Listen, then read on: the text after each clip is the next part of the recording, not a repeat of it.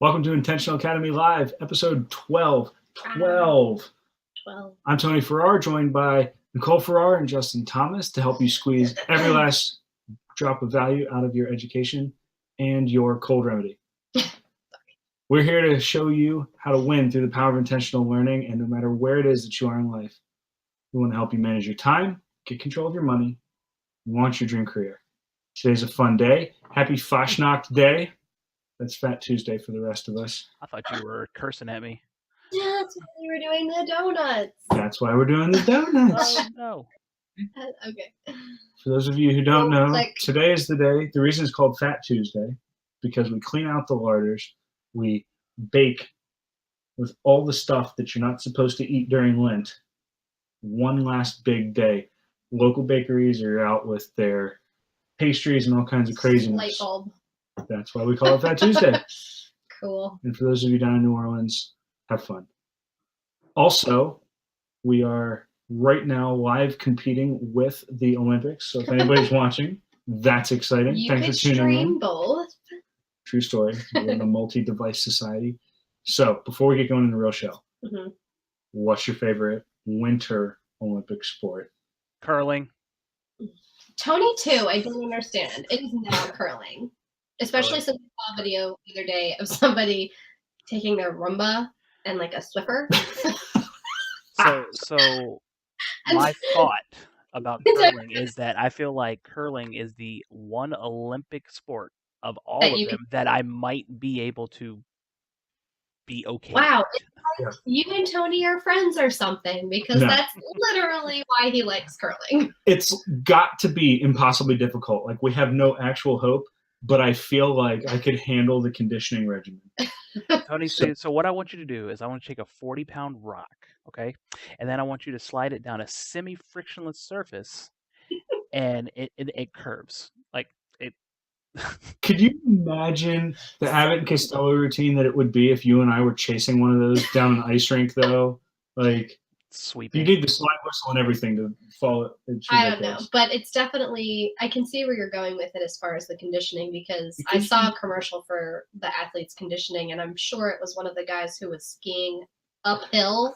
First of all, I don't understand why you put yourself through that, but he was literally skiing on a treadmill, uphill on a treadmill, Mhm. with like chest strap pulling him backwards, Cross country. sort of mask thing. I don't know if it was hindering his breathing. Yes. Him breathe.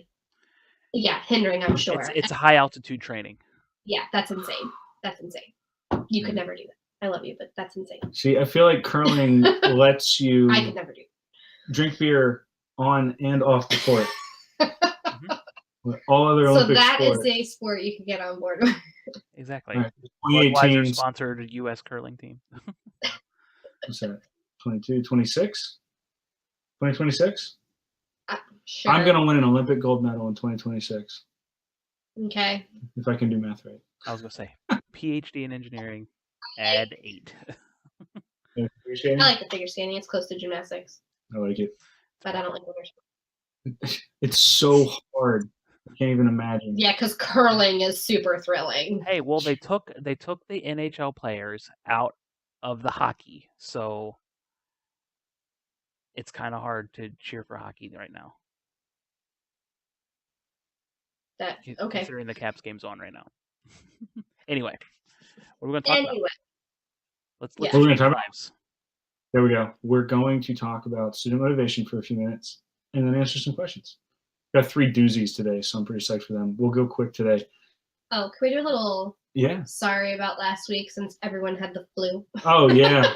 The entire Intentional Academy was afflicted With the last flu. week, Le Cover your play. mouth. and now Yeah. we're back, I think. Switch over to this. Try not to cough. All right, so We were having a conversation and it was just you on the screen, so oh, that's cool. Just me. Yeah.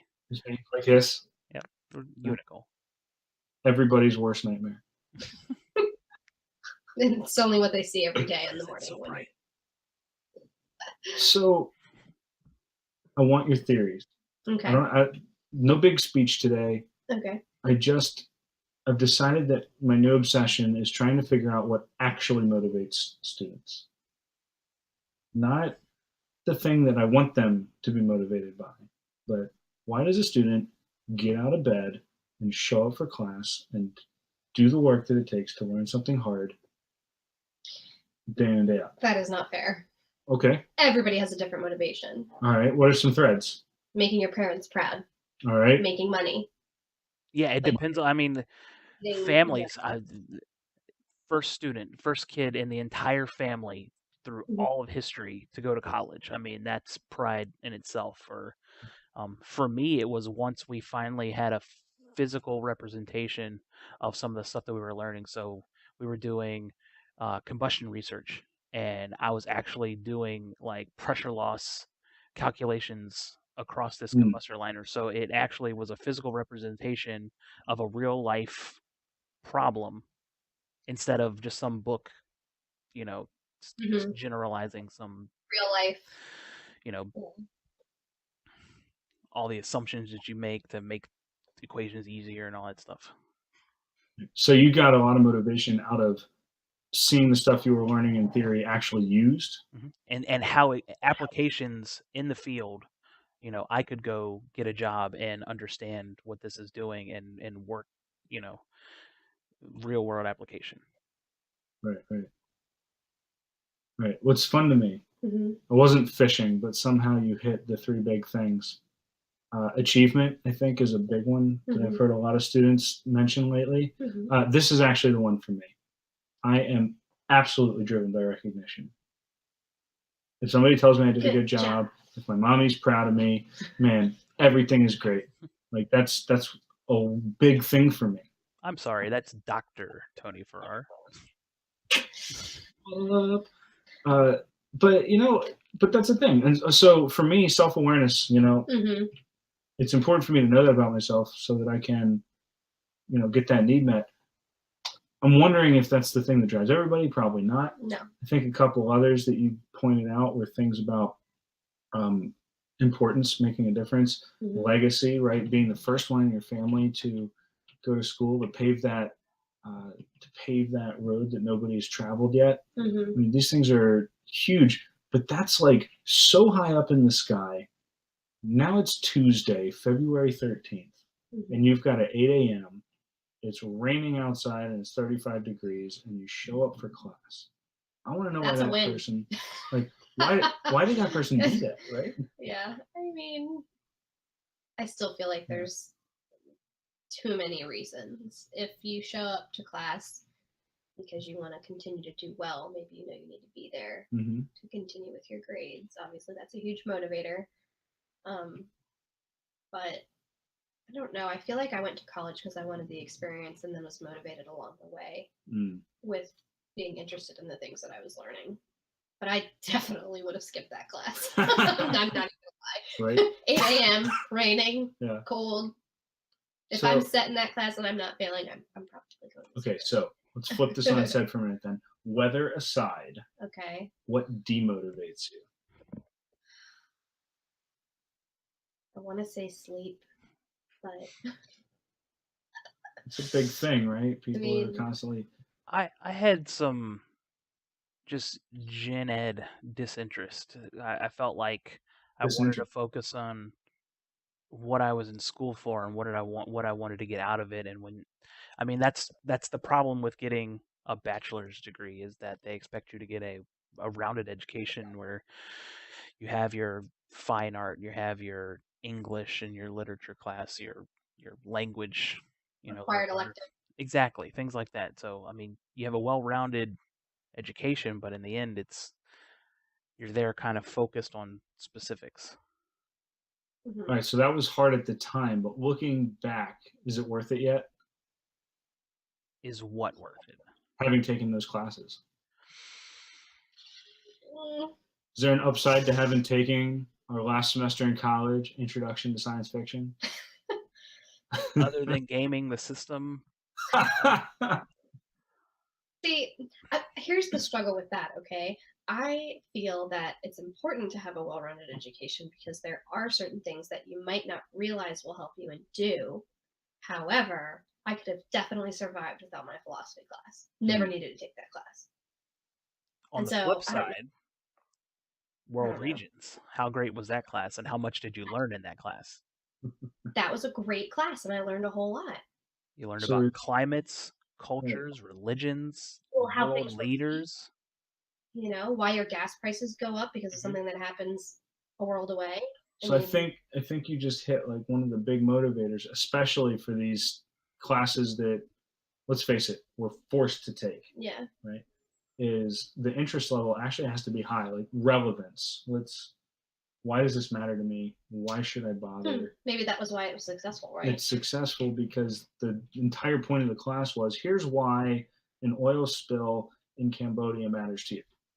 Mm-hmm. I don't know if they spill oil in Or Cambodia. here's why the Whatever death of the leader of Uganda affects the U.S.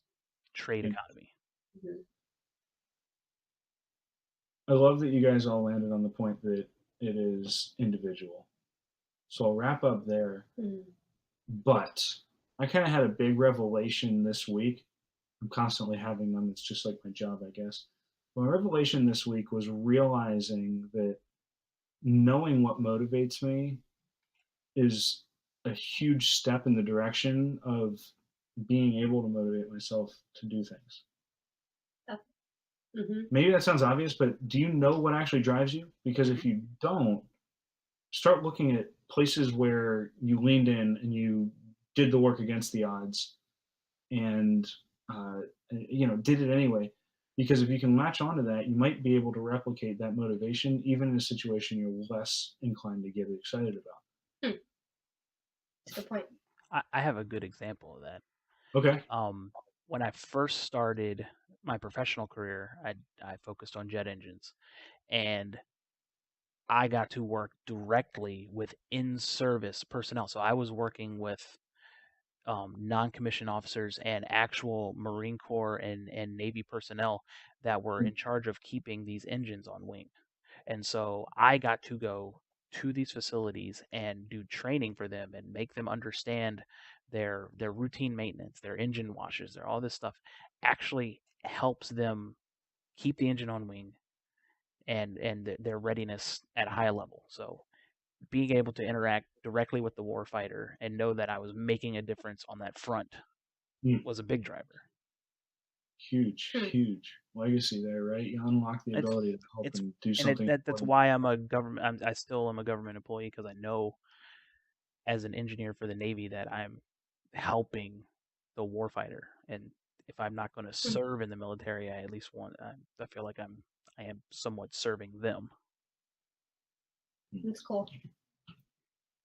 I just heard number 2 in there, which is a bit of impact. That's a big one for me too. I think I like the recognition, but I like the impact too. I joke around all the time that the reason that I do all the Intentional Academy stuff and work with students as a teacher and all is actually because I'm selfish. I can see if I make a difference. Now, I don't always make a difference, but when I do, whew, man, straight in the vein. Like that's the thing for me. Huge buzz. All right. Yeah, when you have those conversations with your leadership crew and everything that they're doing to motivate students, newer students, as they're higher, as their upper level students, that's some pretty awesome stuff. So let me wrap up the motivation talk with this. The number one thing that I see students struggling with when it comes to motivation at this stage of the semester are the students who have lost belief that they can do it. Students who get far enough behind that they think, it's too late. I can't get a good grade in this class. I might as well just check out now. Students who think they're too far behind and will never learn this difficult subject or whatever the struggle is. The ones that have given up. That's a self-defeating thing. And if you can get yourself back in a position of believing you can do it, which, by the way, is why this whole school thing exists, you'll find out that you can actually execute on this and make something happen. So I believe in you. Believe in yourself, too. How about some questions? Yeah. Sounds great. Justin, are you reading today, or is it Nicole's turn? I can read it if she doesn't want to. Just, auto edit as you read. So I'm 19 and a sophomore in college. I have a terrible problem with overspending, work hard over the breaks, and the money sort of, we'll say, it goes away. The majority of her savings. So now I'm starting square one, just about $300 to live off of. So she realizes that her spending has two issues. The majority of the money spent comes from food. She was never taught to cook, so she pretty much has to go out and she can make a sandwich and omelet, but has to pretty much buy everything else. Um, and then she's also gained 20 pounds because of the snacks and processed food because she doesn't cook fresh. She basically had everything done for her when she was a kid. Her dad was one of those people that would rather just do it himself than rely on her. So Yeah, does we think we're anyone helping know anywhere I can turn to explain budgeting, money management, cooking, meal planning? I mean, that's a lot. Holy moly. We can help though. Yeah, on a weekly basis, right here. Exactly. We can take one of those topics and make an entire podcast. It's an opportunity. I hope this person reaches out again because we could make individualized plans Mhm. and really help. I mean, I want to start trying to do food plans. I know that's a huge one. And I feel like that is like one of the number one mistakes parents have made and some continue to make. And that is they'd rather just do it than teach their kid how to do it Mm. for themselves. Mhm. And we're losing a lot of skills like Mhm. basic cooking. Laundry, Yeah. yard. I mean, And- you should be able to eat healthy and not worry about goldfish and Milenos because you don't know how to cook. Right. Well, in my own undergrad experience, I truly believed it was more expensive to cook than it was to eat out because every time I cooked, I'd go out and buy $60 worth of groceries to make a meal. And by the time I got around to cooking a second meal, any of the leftover ingredients from that one had gone bad. And so every time I cooked, it was $60. Well, and if you don't ever cook, you don't have anything in the house already. Right. You know, so if you have a recipe that calls for, mustard, you have to go buy a whole thing of mustard. Right. Whatever it is. That was the thing is I kept it so simple. I could get by with hot dogs, mac and cheese, pasta side, frozen chicken breast, and that was pretty much I just rotated. Right. So, all right, before we get too deep into the weeds Sure. here, zoom out, opening line.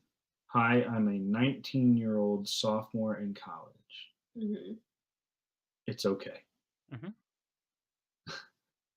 It's not on the syllabus, but one of the biggest things that you're in college to learn is how to do all this stuff that you're asking about. So it's awesome that you recognize it. But in my mind, one of the journeys you go from in college is in a relatively well-controlled and safe environment. You go from being cared for by other people to being able to care for yourself.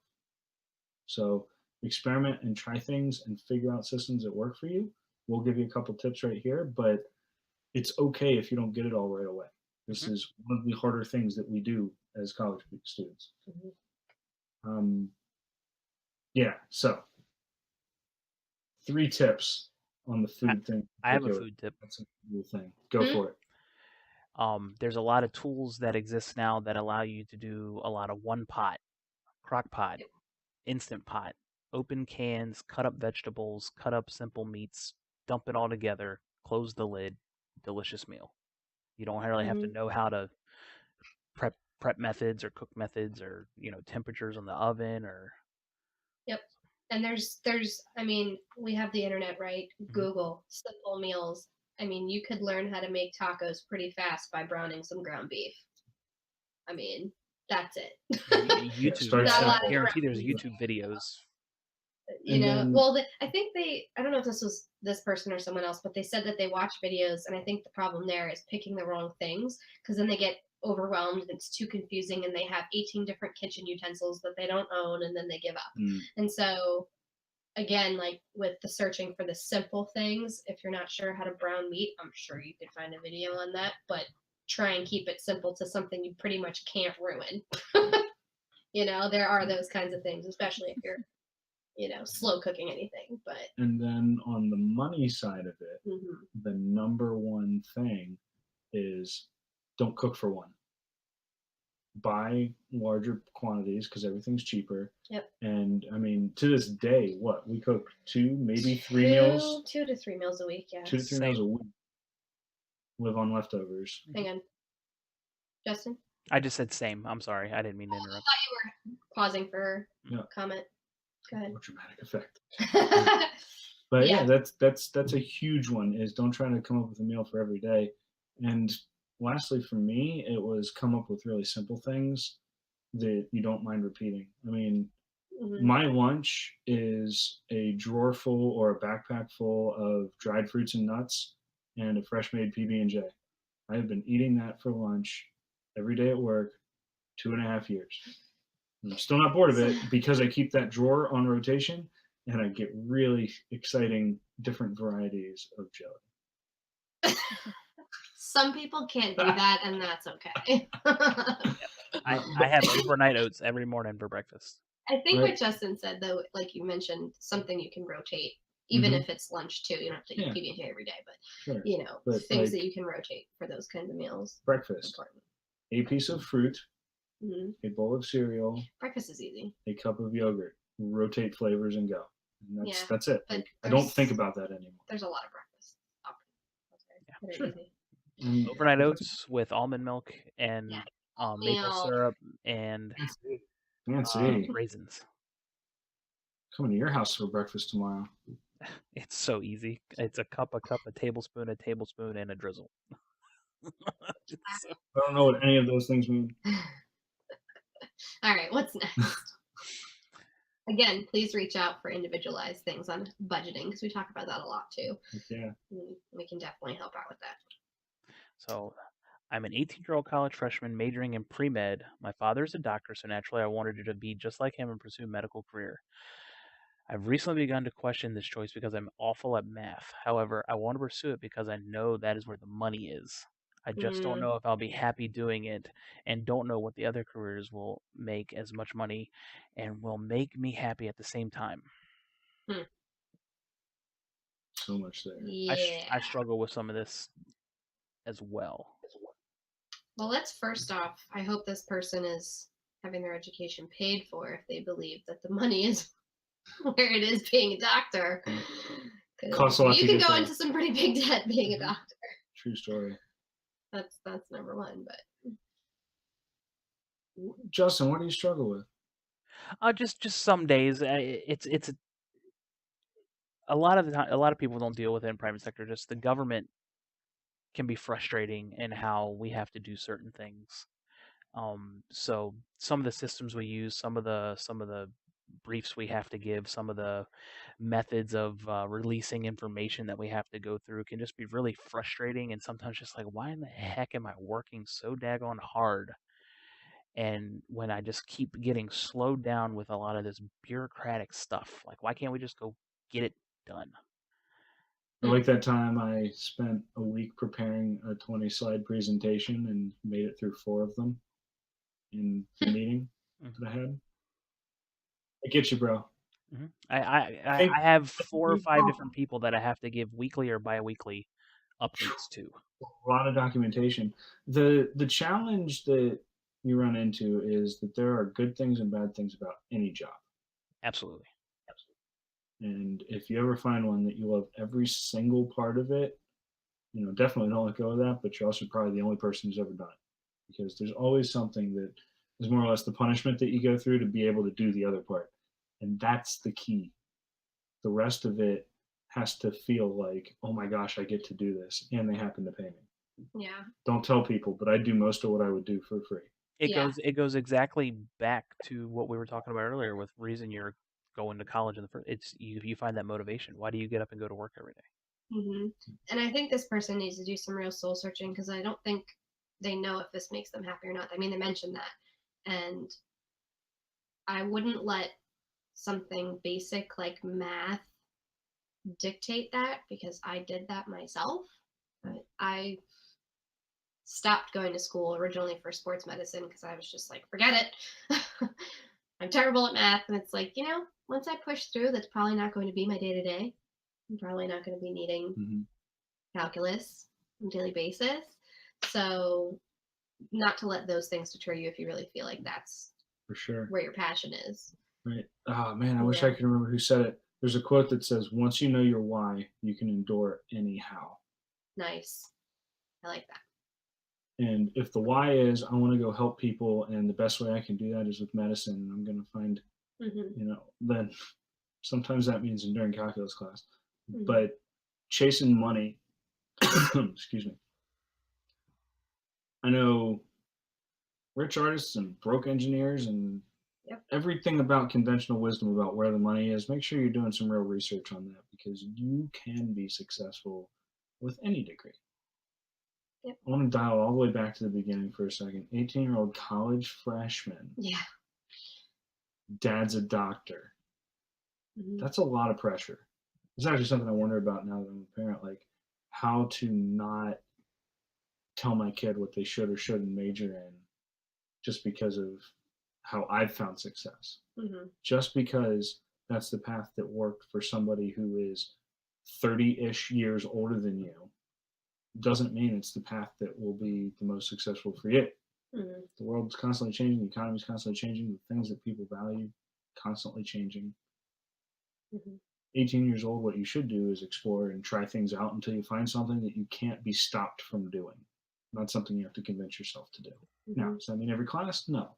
But the basic idea, it's got to light you up. Absolutely. And I think that this person has an advantage with the father being in medicine because you can kind of surround yourself with that area and see if you might like it a little bit easier than other people, and know that you can get through the hard stuff like the math if that really is something you would enjoy. And Not I and everybody. I guarantee, as a doctor, his father has. It's not all the greatest stuff ever. He's going to have issues and stuff that is very difficult for him. Yeah, So go absolutely. talk to him and see the negatives. See what he finds difficult. Yep. Absolutely. How about one more? One more. All right, this one's pretty interesting. So I just applied to a 4-year university with a 3.8 GPA, but was rejected basically because of the lack of college level math. I'll have to spend another semester at community college to finish my math requirements. I'm about 2 semesters away from completing my associates if I want to, and then transfer to a college to a 4-year in the spring. Starting to feel down and dejected, like I don't even want to go back, having second thoughts about my original goals. Can anyone give me some pros of going and doing a few more classes at community college? Maybe I can do some projects to pad my resume and get a good letter of recommendation. It's a good one, Tony. Yeah. Man, I don't know where to start though. There's some hidden benefits of going to community college. Absolutely. Yeah. I Outside, mean, there's saving money, and honestly, I was reading a thing the other day. You know where the best career counselors in the country work? Community college. Community college. Interesting. So you're looking for things to get your resume worked on and things like that. That's where to do it. Hmm. Uh, especially if you're looking to stay in that area, because I guarantee that they specialize in the local region. yes, absolutely, absolutely. Great point. Uh, I, the down and dejected thing when plans don't work. I was just talking to a student who had almost a similar story, not quite the same idea, but basically they were told after they did transfer, oh, actually, because of prereqs, you can't graduate when you thought you did. You're going to have to wait another semester. This is a person who's got a job offer waiting for him, planning on getting engaged and getting married, like has a Life vision of life Mhm. after school Hmm. that they were already starting to execute on. Point is, I had a lot go wrong when I was in school. I think this is maybe it's a common story, but I failed a class. That one class put me on the 5-year plan. A master's degree takes how long? How long does a Another master's degree take? 2 years. another 2 to 3, Okay, depending on how. 3.5. This guy here. Why? Because I blew up my jet engine halfway through. Then I get into PhD school, same story. I spent Squirrels ate the tubing. Yeah. Not a lie. I That spent happened. months putting this tubing together. Squirrels came in and built nests out of it, and I had to tear the whole thing apart and start over. Things go wrong. If I could go back and grab that guy Hmm. I wouldn't tell him to be smarter or to work harder or to get it done faster. What I would tell him is stop putting your life off. Stop saying that you can't get married until you graduate or that you can't start a life until this or until that, because we constantly, every time you do that, it builds up this idea that life after college is going to be so great and so wonderful, and I can't have anything good until then. And for me, that was like crushing. Hmm. You know, squirrels ate my tubes. It's like, is the universe literally out to kill me? You know, the point is this: you hit a hitch. You got rejected when you applied, probably because of lack of math. You've got these great GPAs. Two things I know: many states, if you finish your associates, it's a guaranteed acceptance to the in-state schools. Not sure what state you're in. Check the local guidelines, but I know that's true from the state I came from. Number two, if you're close but getting worn out, all the more reason to finish that associates, because at least you'll have that credential. You can go use that for a while, and maybe that'll inspire you in the future to come back. Hmm. But actually can double back again to the previous question. Right now, you're in community college, and you're probably following the typical strategy, which is let's knock out all our prereqs, and then we can go do the Yeah. real stuff at a 4-year school. Find let the 4-year school be a light at the end of the tunnel. What are you going to study there? And are you so hyped about it that you can take getting kicked in the teeth for a little bit longer, working a part-time job, doing the community college thing, applying and trying to get in and all that stuff? Because if you know why you want to be there bad enough, this Mhm. weird thing happens. You end up there. Mhm. Yep. Mhm. And I there's think there's There's another way to another way to go about it go as about it. well. What if you're in community college and that gives you flexibility on your schedule and you start working at a company while going to school because you have a lot more flexibility than when you go to a 4-year university, Mhm. or you invent something and start a business, or you get into there's flexibility where all of a sudden you can find yourself not needing a 4-year degree because Yeah. you were experimenting while you were going to school. So Absolutely. Yeah, and I also feel that the feeling of rejection is strong right now, so it's hard to see past this. But a year is just not that long.